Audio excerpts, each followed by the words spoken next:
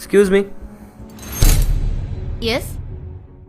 তুমি কি 1 মাসের জন্য আমার গার্লফ্রেন্ড হবে? শোন, তোরা একটু এগোতে থাক, আমি আসছি।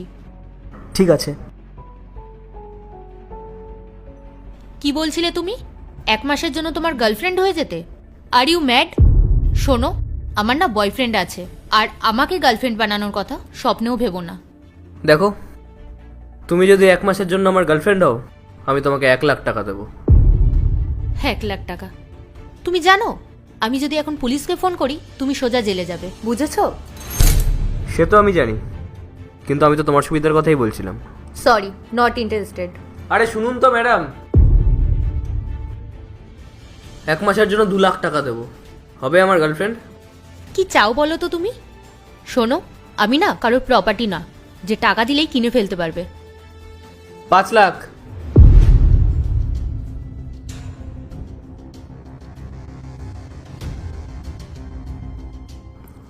শুধু 1 মাসের জন্য।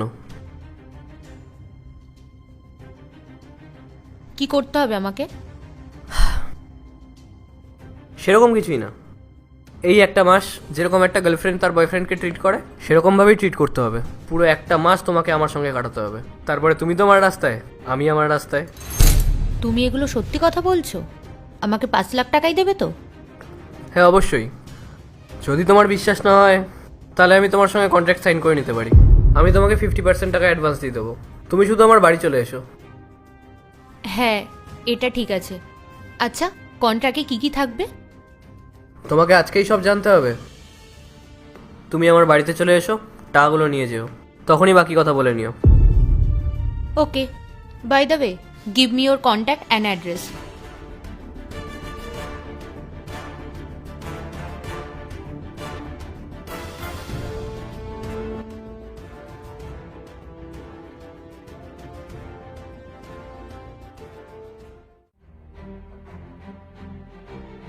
এ নাও, এটা ভালো করে পড়ে নাও আর এটা সাইন করে দাও।